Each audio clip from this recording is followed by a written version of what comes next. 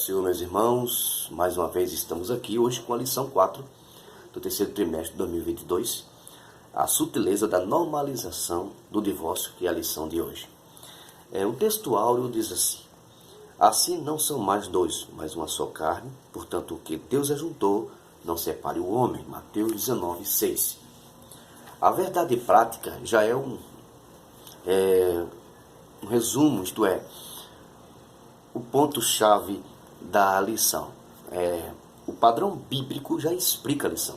O padrão bíblico para o casamento é que ele seja heterossexual, monogâmico e indissolúvel, não é? Entre um homem e uma mulher, tem que ser hétero, e uma mulher e um homem, e indissolúvel, não se separa. É para sempre, vitalício, tá certo? Mateus 19, 1 a 9 é o texto bíblico onde Jesus é questionado a respeito do divórcio que Moisés permitiu para que aquele povo se separasse. Os irmãos sabem muito bem que aquela sociedade ela estava iniciando ali um padrão bíblico, um padrão dentro de uma lei bem divina, tá certo? Antes, a gente sabe que uma sociedade começa com a parte doméstica.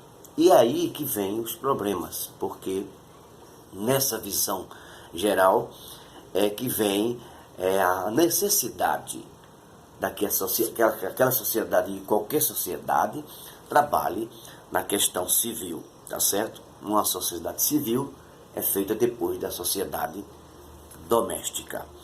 Então, a gente sabe muito bem que o primeiro ponto da lição, bem rápido, porque a gente não pode trabalhar isso agora, mas só em sala de aula, o divórcio no contexto bíblico.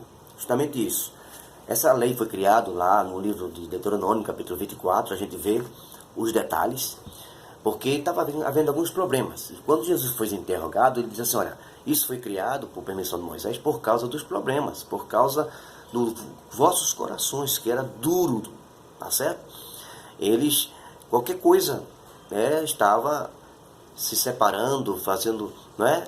Difícil, né? Mas até mesmo a mulher poderia ser classificada como uma coisa que não tinha cometido. E ele apenas olhava para a estética da mulher, pode ser, e acontecia essas coisas. Então Moisés criou essa lei para também dar um direito à mulher de se defender, também fazer com que desse uma liberdade de separação, mas dentro da parte legal, embora Deus nunca concordou, porque a expressão do texto diz assim: no princípio não foi assim, tá? Não separa o homem o que Deus ajuntou. Deus nunca concordou com o divórcio, mas naquele caso ali, Moisés, por conta própria, por permissão da situação, ele permitiu que o divórcio acontecesse devido aos problemas domésticos, tá certo? E a expressão que ele usa aqui, no texto lá no 24, 1 a 4, a expressão era traduzida como coisa feia, possui um sentido de nudez ou coisa vergonhosa. Uma coisa que o marido visse na mulher, de vergonhosa, ele chegava lá e separava, e até podia a mulher pagar um preço por isso. Mas aí no caso depois da lei, que a lei foi elaborada, né, aí então já houve assim, tinha que provar, tinha que mostrar, né, testemunhas, e também foi até uma defesa para a mulher não ficar assim indefesa nesse assunto. O segundo ponto da lição é a sutileza da normalização do divórcio, de um modo geral, no caso de hoje. Qualquer coisa, as pessoas até fazem um contrato de 5 anos e querem se separar. Deus não aprova. Lá em Malaquias, capítulo 2, versículo 16, Deus não aceita, não, a separação, o divórcio. Deus não aceita. Malaquias 2,16. Ele fecha o livro, que é o último livro da Bíblia, todo o Antigo Testamento, ele fecha o livro e diz assim: eu não aceito, não concordo, tá certo? Porque no princípio não foi assim. A vontade de Deus, no projeto de Deus, não tem divórcio. No projeto de Deus não tem divórcio. E como o pastor vai tratar isso? Vai tratar com muita delicadeza, muita precisão, com muito amor, e apostando, querendo que haja reconciliação. Se o amor de Deus foi derramado em nossos corações, por que não? Essa mulher perdoar, este homem perdoar um ao outro e começar tudo de novo. Por que não? Porque a gente tem que estar dentro do padrões pré-estabelecido por Deus, não é? E eu sei que cada caso é um caso, mas o caso que Deus abre exceção aqui, que não é que abre, é que dá uma porta, um escape, é a questão da prostituição, tá certo? Mas se tiver reconciliação, ele permite. Naquela época, não. A mulher repudiada, ela não podia, né, se juntar novamente, e quem se juntasse, aquela regra terrível, lá do capítulo 24 de Deuteronômio. Mas hoje, pela lei, né, que Deus determinou, ele permite que haja reconciliação. Então, a postura do pastor é justamente essa, que é o terceiro ponto.